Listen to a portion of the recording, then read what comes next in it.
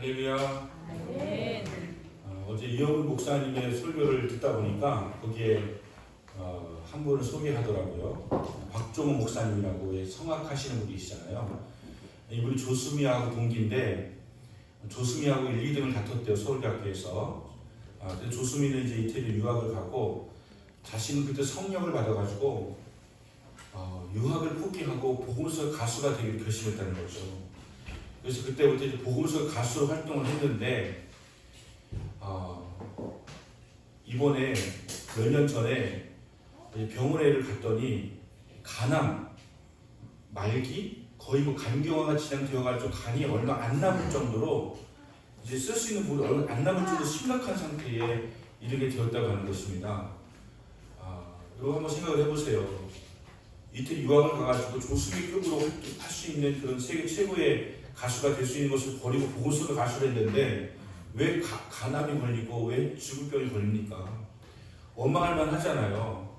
원망을 했는지 안 했는지 모르겠어요. 하지만 그가 이제 누군가 간 이식을 해줘야지만 살 수 있는 그런 상황이 되어진 것이죠. 아무나 할 수 없잖아요. 그래서 딸이 둘이 있는데 딸 둘이 같이 간을 이식해 주기로 결정을 했습니다. 왜냐하면 이분이 120kg가 넘는 풍치가 좋으신 분이어가지고 간이 남들보다 크대요. 그래서 한 사람만 이식해서 할 수가 없대요. 두 명을 합쳐가지고 이식해야 되는데 전 세계 최초로 간을 2명 걸 받아서 이식해야 되는 그러한 그 상황에 이르게 되었을 때 두 딸이 선뜻 동의를 해줘가지고 이제 아버지와 함께 간 이식 수술을 하려고 병원에 셋이 이렇게 누웠는데 너무 눈물이 막 철철 나들어가는 거죠. 딸들을 통해서 이렇게 간 이식을 받게 되어진 것. 딸이 말하기를 아빠 간 이식 받지 않으면 아빠가 살 수가 없잖아 뭐 이렇게 하면서 사는데 너무 감동적인 것이죠. 그런데 감사하게도 첫 번째 딸 이제 개복을 해가지고 이제 간을 이렇게 했는데 딸 간이 컸대요. 그래가지고 그 큰 딸 둘째 딸인가 둘째 딸 간만 이식해가지고 박종호 목사님이 간이 수술에 성공을 하게 되었다고 하는 것이죠. 첫째 딸은 그냥 누워있다가 안 하고 이렇게 나오게 되었다고 이렇게 하는 이야기를 들었습니다. 하나님의 일을 하는데도 고난이 옵니다. 하나님의 일을 하는데 어려움이 옵니다. 그런데 하나님께서 가만 내버려 두시지 않습니다. 반드시 승리하게 하시고 더 위대한 사역을 감당하게 될 것입니다. 박종호 목사님은 많이 슬림해지셨어요. 지금 이 간증하며 다니세요. 이전보다 더 강력한 찬양의 은혜가 있는 것이죠. 스토리가 있는 찬양을 부르니까 너무 은혜로운 그런 찬양을 부르게 되어진 것 같습니다. 박종호 목사님 보면서 저는 오늘 수아연 듀엣이 제가 알고 있는 그 파초를 부르는 수아진에 이어서 최고의 듀엣이 아닌가라고 생각하고 이렇게 하나님을 찬양하는 쪽을 결정하면 하나님이 더 기뻐하실 줄로 믿습니다. 박종호 목사님급으로 정말 세상에서 노래방에서 노래 잘 부르시면요 보니까 홍진경만 좋아하더라고요. 홍진영인가? 어머 가수네요 뭐 이러잖아요. 그죠? 이렇게 하면서 좋아하더라고요. 하지만 하나님 찬양하면 하나님께서 기뻐하시고 여러분의 복을 허락해 주실 줄로 믿습니다. 오늘은 성령 강림 주일입니다. 부활절이 지나서 오순절 된 것이죠. 부활절 지나서 50일째. 그래서 성령 강림 주일인데 교회는 성령께서 오순절날 임하심으로 시작이 되어진 것입니다. 그래서 성령님은 예수님이 누구이신지를 우리 가르쳐 주시는 분이세요. 성령님이 함께하지 않으시면 제가 아무리 설교해도 여러분 예수님 누군지 모르세요. 깨닫지 못합니다. 성령님이 깨닫게 해주시는 거예요. 그리고 성령님께서 우리를 진리 가운데로 인도해 주십니다. 성령님 함께하지 않으시면 여러분 진리를 깨닫기가 어렵습니다. 그리고 우리에게 하나님 뜻이 무엇인지를 계시해 주시는 분이 바로 하나님의 영이신 성령이십니다. 우리가 은혜 받을 수 있도록 도와주시는 분도 성령님이십니다. 그래서 성령님의 별명은 보혜사입니다. 은혜를 받도록 도와주시는 분, 파라클레토스라고 하는 이 성령님, 보혜사 성령이십니다. 그리고 또 우리가 기도할 수 없을 때 말할 수 없는 탄식으로 우리를 위해서 기도해 주시는 분이 성령님이십니다. 어제 한국과 미국 대통령이 정상회담을 했습니다. 정상회담 전에 한국 전쟁에서 큰功을 세우신 94세 된 전쟁 영웅에게 훈장을 수여하는 그런 시간을 먼저 가졌습니다. 문재인 대통령을 이제 초청을 해서 전쟁 영웅에게 훈장을 주면서 바이든이나 문재인 대통령이나 동일한 이야기를 했습니다. 우리는 피로 맺은 혈맹이라고 하는 것이죠. 피로 맺은 혈맹. 전쟁에서 우리나라를 위해서 미군이 무려 4만 5천 명이 죽었습니다. 우리나라를 위해서 생각을 해보세요. 단 한 사람도 남의 나라를 위해서 죽을 이유가 없는데 우리나라를 위해서 4만 5천 명, 3만 8천 명하고 카츄샤하고 해서 4만 5천 명이 목숨을 잃었습니다. 피 흘려 죽었다는 거예요. 부상당한 사람은 수십만 명에 이릅니다. 피 흘려서 우리를 지켜주는데 도움을 준 나라가 미국입니다. 그래서 우리는 피로 맺은 혈맹이라는 거예요. 일본하고 미국은 피로 맺은 혈맹이 아니에요. 일본은 미국하고 적군이었어요. 미국한테 패배했습니다. 그래서 미국이 지배하면서 가까워져가지고 지금은 항상 미국을 자기네들이 막 이렇게 어떻게든지 자기 편 만들려고 하는 그런 수단을 쓰죠. 제일 먼저 일본이 미국을 만나고 막 이래요.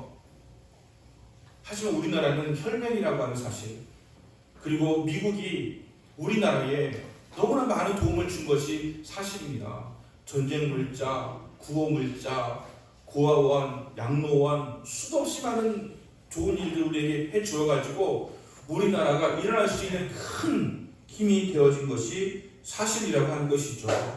근데 문득 제가 오늘 설교 말씀 묵상하다가 그보다 더 귀한 것이 있다고 하는 것을 깨닫게 되었습니다. 무엇이냐면 하필이면 미국이 가장 성령 충만할 때 우리나라를 도왔다고 하는 사실이에요.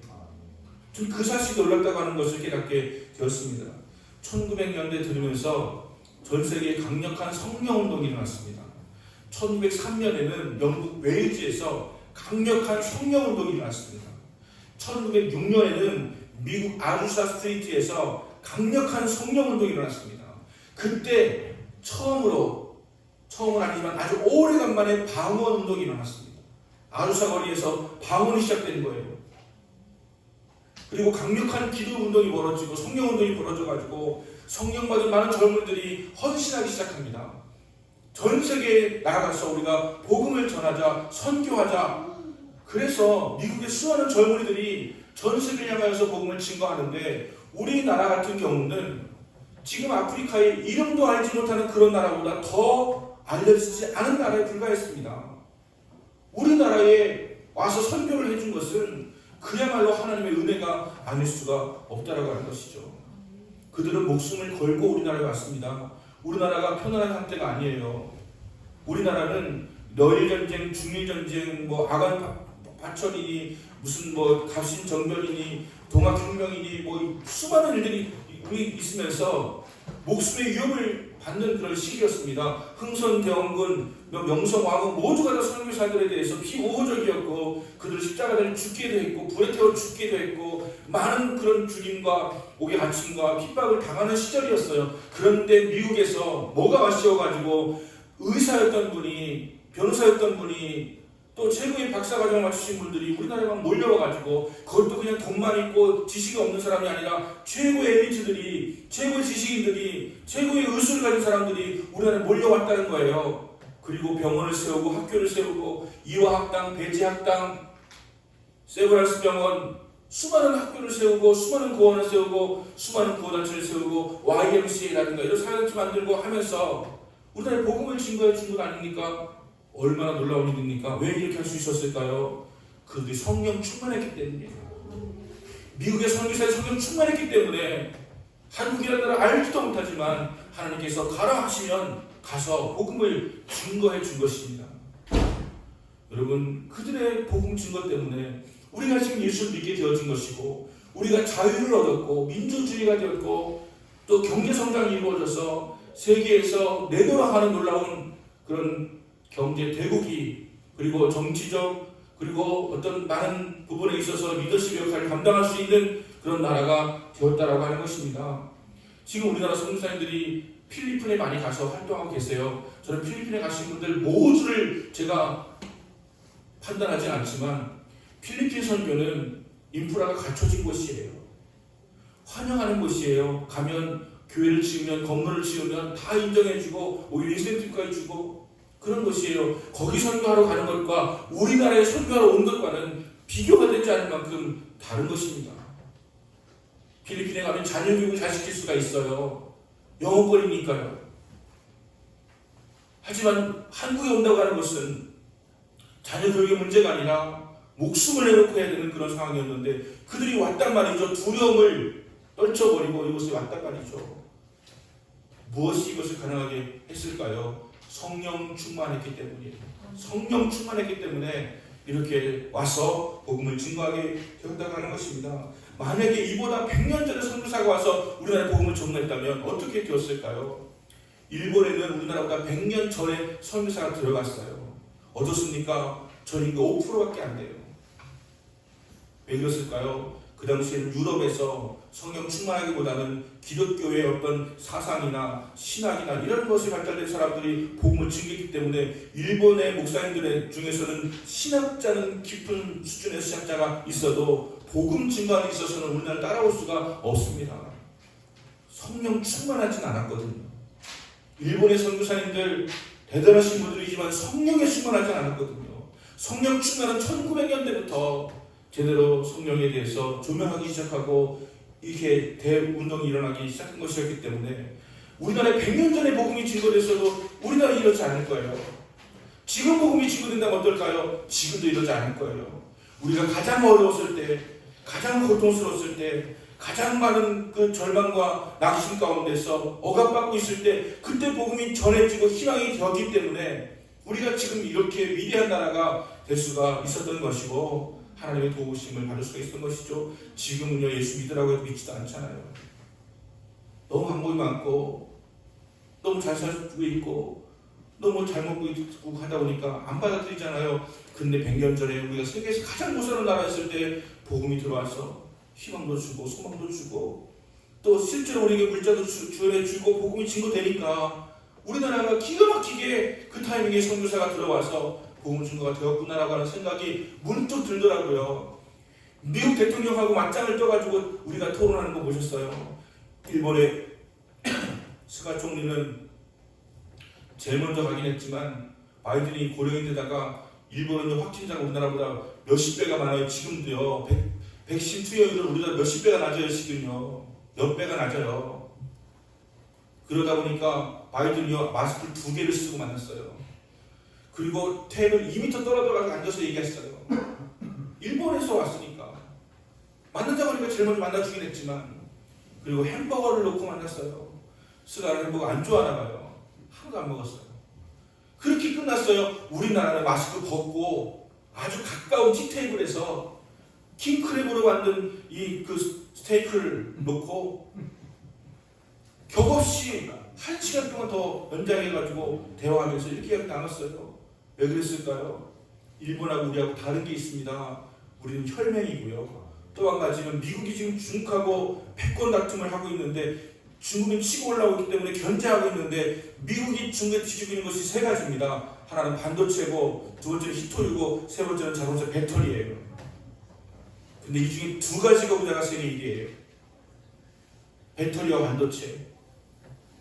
여러분 그래가지고 지금 미국이 그게 아쉬워가지고 막 반도체 회의를 열고 막 이렇게 막 하고 있는 그런 와중에서 우리나라가 반도체 세계 1위니까 배터리 세계 1위니까 그게 아쉬워가지고 바이든이 우리나라에게 더 많은 여러분 어떡하냐 우리나라가 이렇게까지 하나님께서 복을 주셔서 미국이 우리를 아쉬워하고 미국하고 맞짱 뜰 수 있는 그런 나라로까지 성장하기로 만들어 주셨습니까? 이것이 하나님의 은혜인 줄로 믿습니다. 이 하나님의 은혜예요, 여러분. 상상할 수 없는 하나님의 은혜예요. 우리나라가 백신 허가가 된다고 그래요. 세계에서 바이오 의약품을 가장 많이 생산할 수 있는 나라가 2번째가 우리나라예요. 삼성 바이오라직스라든가 센트리움이라든가 이런 나라 합쳐가지고 우리나라가 세계 2번째로 바이오 의약품의 대국입니다. 우리나라에서 이제는 수십억 개가 만들어질 거라고 이야기하지 않습니까? 어떻게 이것이 가능합니까? 우리나라가 이렇게 창의적이에요. 우리나라가 이렇게 실질적이에요. 여러분 예전에 일본을 그렇게 칭찬했는데 일본 우리나라 절대 못 따라옵니다. 우리나라가 훨씬 창의적이에요. 우리나라 훨씬 민감해요. 일본은 기초가 튼튼하지만 우리는 적용하고 실용적으로 뭐 바꿔내는 걸 잘해요. 그래서 지금 세계에서 가장 잘 나가는 분야에서 1위하고 있다니까요. 그것이 놀라운 하나님의 은혜 아닙니까? 이 짧은 시간에 여러분 우리 나라를 욕하는 거, 우리 나라에 대해 부정하는 거, 정부를 욕하는 것까지는 감당할 수 있지만 여러분 나라를 부정해서는 안 됩니다. 하나님께서 우리나라를 보호 주셔가지고 이렇게까지 되었는데 이 은혜를, 이 하나님의 축복을 부인하고 부정해서 되겠습니까? 어느 나라가 우리나라만큼 이렇게 안전하고 행복한 나라가 있습니까? 북한하고 대적하고 있기 때문에 군사도 강하고 경찰도 강해가지고 우리나라에는 총기 사고 같은 것도 일어나지도 않지 않습니까? 여러분 바꿔 생각하면 우리가 어렵고 힘들었기 때문에, 고난이 있었기 때문에 우리는 더 좋은 하나님의 복을 받는 그런 민족이 될 수가 있었다고 하는 사실을 우리가 기억해야 될 것입니다. 우리가 어떻게 이렇게 되었을까요? 성령 충만했기 때문이에요. 우리가 성령 충만했잖아요. 그 성령 운동을 가장 앞장서서 한 교단이 어디입니까? 순복음이에요. 어느 교단도 인정하는 것입니다. 순복음에, 여의도 순복음교회가 조영기 목사님이 성령님에 대해서 제대로 조명하고 성령 운동을 펼치고 치유하고 소망을 주고 다시 일어설 수 있도록 마음에 희망을 주었기 때문에 성령님이 역사하셔가지고 우리나라가 이렇게, 여러분 마인드가 중요한 거 아시죠? 정신이 중요한 거 아시죠? 우리가 육신으로 일하는 거 중요한 것이 아니라 마인드가 중요한 거 아시죠? 여러분 그런 마인드에 어떤 역할을 할 것입니까? 교회가 그 역할을 한 거예요. 희망을 주고 꿈을 주고 소망을 주고 할 수 있다고, 하면 된다고 그런 자신감을 심어준 것이 성령님이세요. 성령님. 우리 안에 성령님이 계시다 보니까 우리가 한번 해보자, 할 수 있다, 기도하자, 할 수 있다, 포기하지 말자, 이러면서 일어난 나라가 우리나라고, 그래서 미국하고도 맞짱 뜨는, 미국이 아쉬워하는, 그래서 여러분 SK 일어나보세요, 뭐 삼성 일어나세요, 박수치고 막 하는 그런 일들. 여러분 어느 나라가 그렇게 합니까? 미국이 아쉬운 나라 하나도 없어요. 우리나라는 근데 미국이 아쉬워하는 나라가 되었습니다. 어떻게 이런 일이 벌어질 수 있을까요? 하나님의 은혜인 것을 믿으시기 바랍니다. 성령님이 우리와 함께 하시기 때문에 우리에게 이런 축복이 주어지게 되었다고 하는 것입니다. 감사할 건 감사하고 보자고요. 불평 원망만 하지 말고 감사할 건 감사하고 보자고요. 하나님의 은혜 아닙니까? 성령의 역사 아닙니까? 각 교회마다 치유가 일어나고 회복이 일어나고 소망이 생겨나고 믿음이 일어나고 하다 보니까 이런 어떤 정신적인 이것이 업되는 것이 우리가 경제활동에, 기업활동에, 가정에, 그 다음에 어떤 창조적인 그런 창의성에 얼마나 강력한 영향력을 주는 것입니까? 그게 교회 역할이었고 그게 성령의 역사였어요. 여러분 교회 자꾸 누르면 안 됩니다. 교회 핍박하면 안 돼요. 여러분 육체보다 실물로 보이는 3차원의 현상보다 더 중요한 것은 정신이고 마인드고 영적인 것이기 때문에 교회를 눌러버리면 안 됩니다. 교회는 정말 중요한 역할을 감당하는 것이에요. 우리의 멘탈을 잡아주는 것이에요. 우리의 정신을 새롭게 하는 것이에요. 다시 꿈을 갖게 만들어주는 것이고 다시 한번 막 고동치듯이 일어나게 만드는 것이 교회에서 말씀을 통해서 기도를 통해서 이루어지는 것이기 때문에 여러분 교회는 참으로 중요한 것입니다. 여러분 삶에 돈만 많이 벌면 행복할 것 같습니까? 여러분 정신이 썩어버리면, 마음이 행복하지 않으면 결코 행복할 수 없습니다. 그 역할을 교회가 하는 것이고 그 역할을 설교가 하는 것이고 그 역할을 우리의 찬송과 기도를 하는 것인데 그것을 눌러버리면 안 됩니다. 하나님 우리에게 축복하셨고 우리와 함께 하셨고 함께 하셨잖아요. 우리 어려웠지만 성령님이 함께 하셨잖아요. 그래서 우리가 일어서게 되었다고 하는 사실을 반드시 기억하셔야 됩니다. 삼손의 이야기는 다른 사사들의 이야기와는 다릅니다. 여러분 태어나기 전부터 이렇게 구체적으로 어떻게 일하게 될 것이라고 하는 어떤 인물이라고 하는 것을 이야기해 준 인물은 삼손 외에는 별로 찾아보기가 어렵습니다. 사무엘이나 침례 요한이나 예수님 정도 기억할 수가 있을 것입니다. 한 사자가 나타나가지고 어떻게 태어날 것이고 어떤 인물이 될 것이다 라고 이야기해 준 삼손이에요.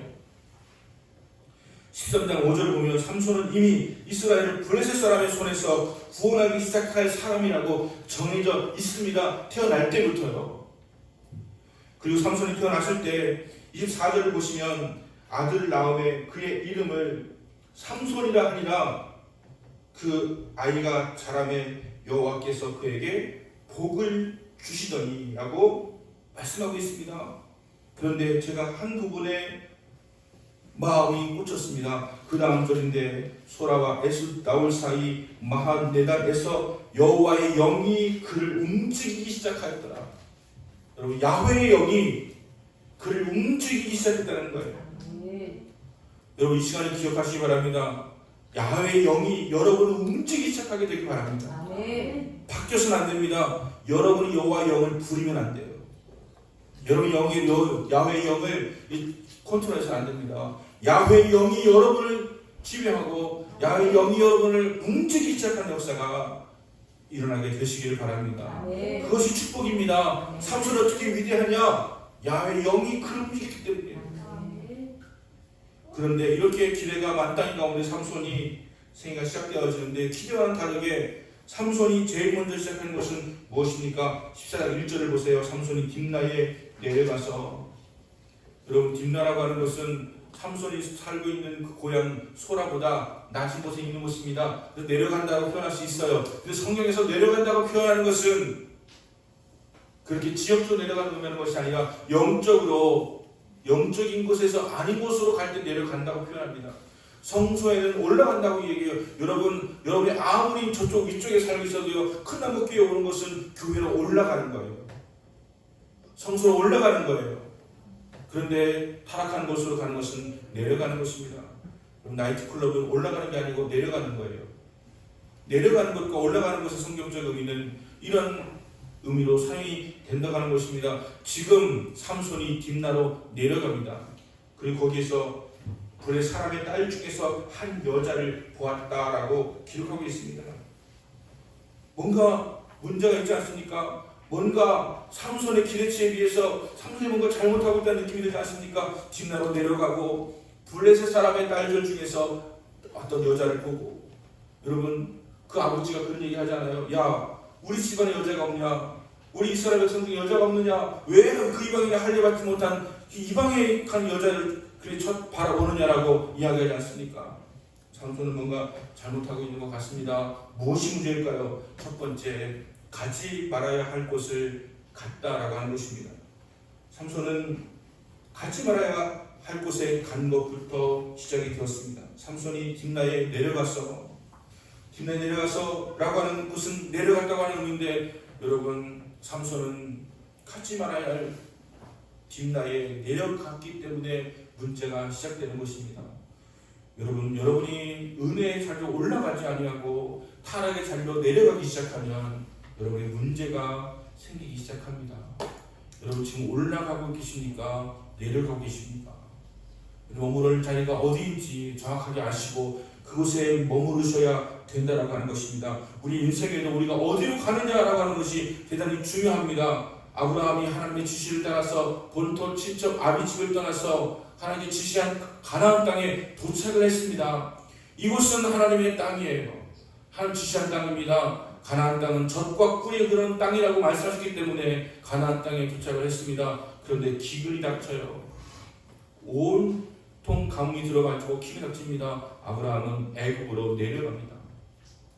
애굽은 잘 사는 곳입니다. 번화가입니다. 홍등갑니다. 라스베가스 같은 곳입니다. 그곳으로 내려갑니다. 거기에는 항상 나일강이 흐르기 때문에, 범람하기 때문에, 비옥한 땅이기 때문에 식량 문제는 없거든요. 내려갑니다. 어떻게 됩니까? 아브라함이 거기서 개망신을 당합니다. 개망신을 당해요.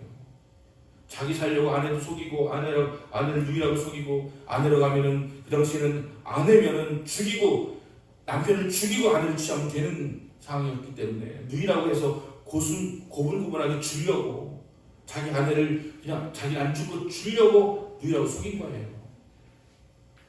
그런 망신을 당하고 돌아오게 되지 않습니까? 그리고 애굽에서 종살이하던 이스라엘 백성들을 하나님께서 이렇게 출애굽 시켜주시잖아요. 그래서 가게 되는 것이 어디입니까? 광야예요.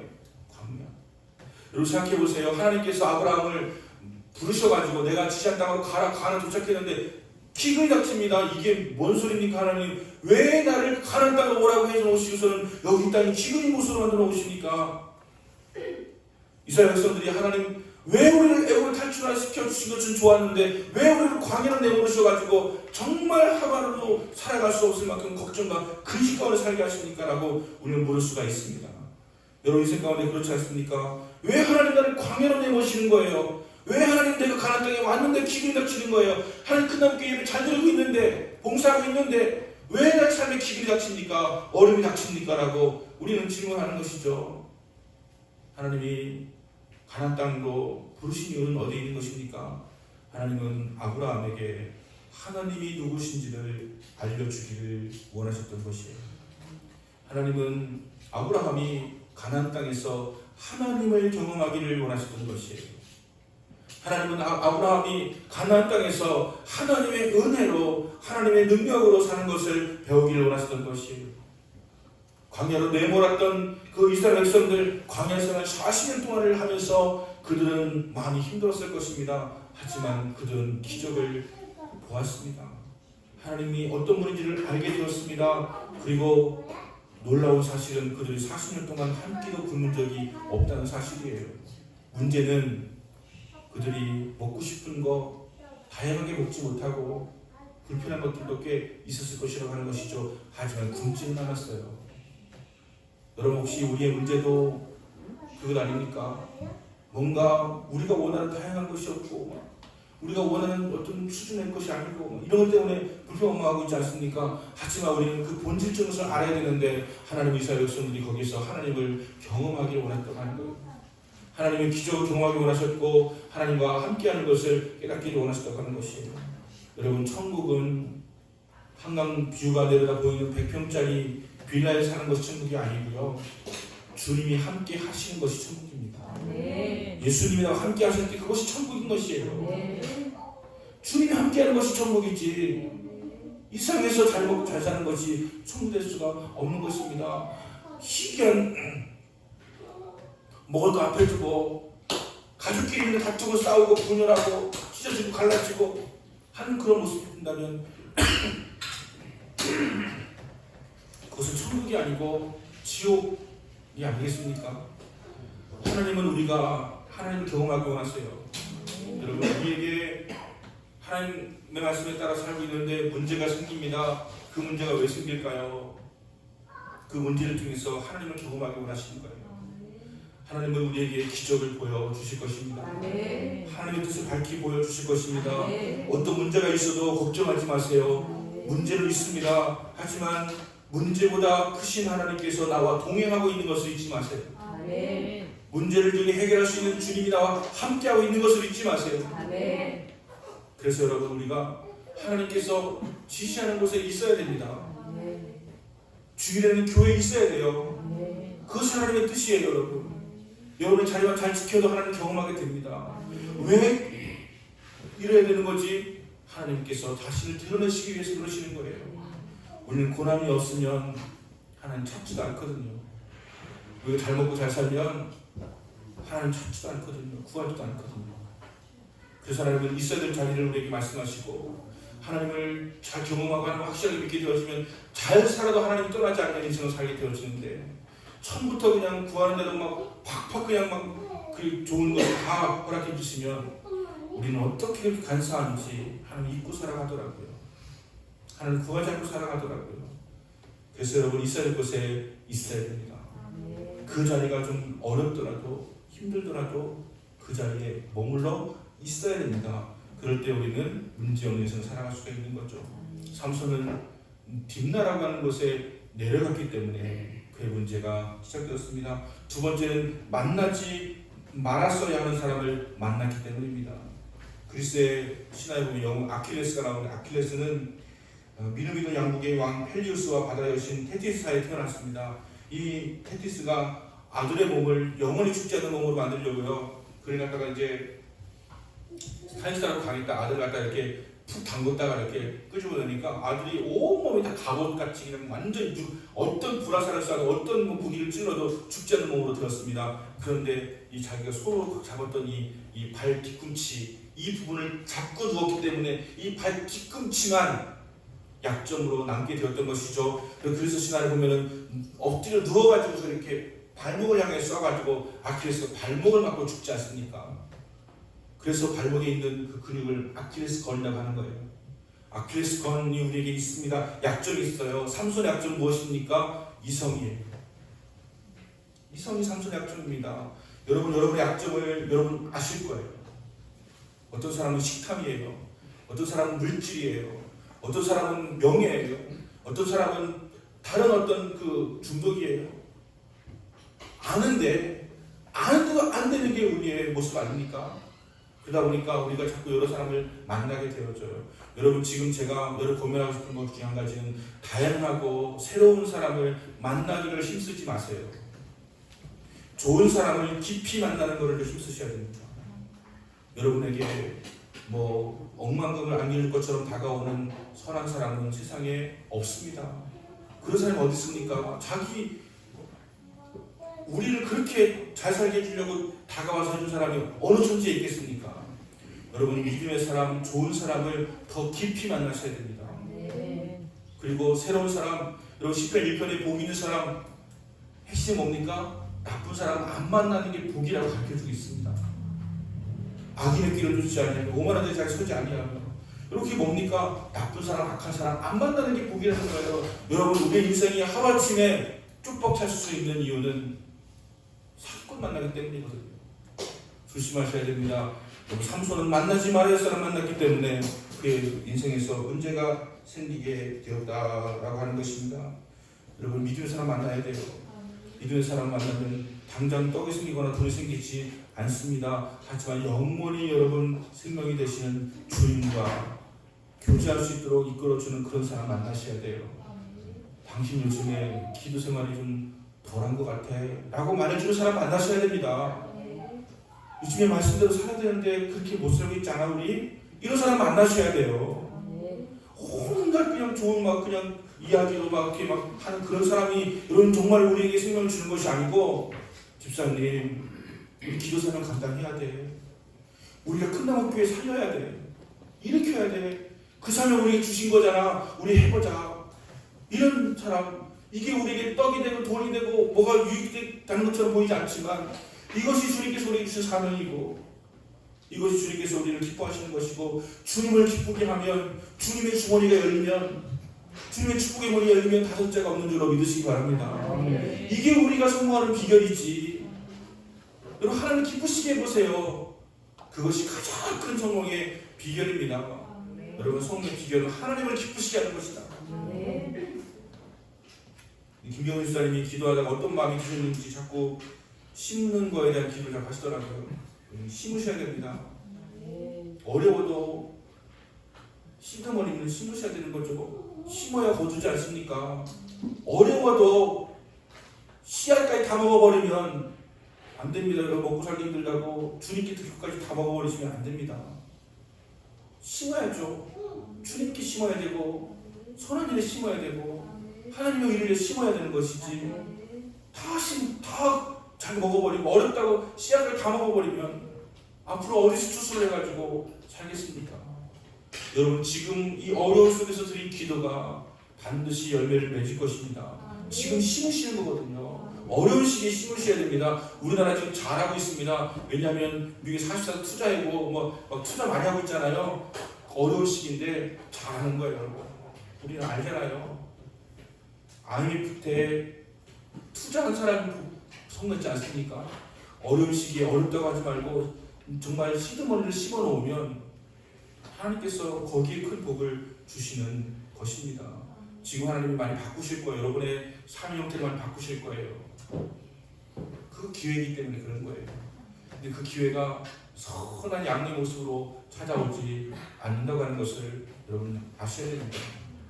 하나님은 악한 자도 쓰세요. 선한 자만 쓰시는 것이 아니라 악한 자를 통해서도 하나님의 일을 이루세요. 마지막으로 그럼에도 불구하고 하나님께서는 삼손을 쓰셨다라고 하는 것이죠. 삼손이 가지 말할 곳에 갔고 만나지 말할 때 만났는데 그럼에도 불구하고 하나님께서는 삼손을 블레셋을 구원하는 것에 사용하셨다라고 하는 것입니다. 여러분, 이것은 누가 한 것일까요? 삼손의 계획대로 하는 것이 아니었습니다. 삼손은 나신이었기 때문에 결혼하면 안 됩니다. 술 마셔도 안 됩니다. 그리고 부정한 것을 만들어도 안 됩니다. 죽은 사자에서 꿀을 얻어가지고, 여러분, 꿀은 이호성 장모님 것이 최고예요. 그 부정한 것에다가 이렇게 손 집어넣어가지고 하면 안 되는 거예요. 그럼에도 불구하고 하나님 삼손을 쓰셨다고 하는 것은 놀라운 일이지 않습니까? 여러분, 참 신기한 것은요, 우리는 우리가 하나님의 의를 어지럽히고 하나님 뜻이 안 되게끔 하면서 돌아가서도요, 이상한 뜻이 이루어집니다. 하나님은 악한 것을 통해서도 우리의 악한 생각 속에서도 이 뜻을 이루어 가시더라고요.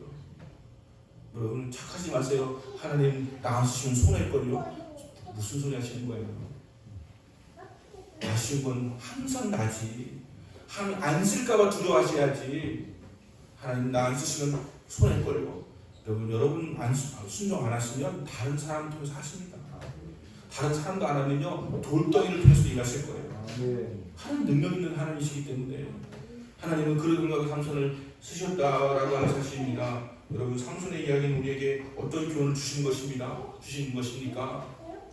주의 영이 그를 움직이기 시작하였다. 전 여러분, 주님의 영이 여러분을 움직이기 시작하게 되시길 바랍니다. 그래서 우리가 오늘 찬송 2번이나 했잖아요. 좁은 길을 걸으며 밤낮 기뻐하는 거, 성령이 계신다고. 주님 성령이 나와 함께 하시기 때문에, 성령이 함께 하시기 때문에 우리는 어떠한 길을 가도, 여러분, 좁은 길이든 험한 길이든 고통의 길이든 어떤 길, 주님이 함께 하겠다는 사실만 우리가 기억하면 우리는 반드시 승리하게 될 것을 믿으시기를 바랍니다. 양심으로 기도하겠습니다.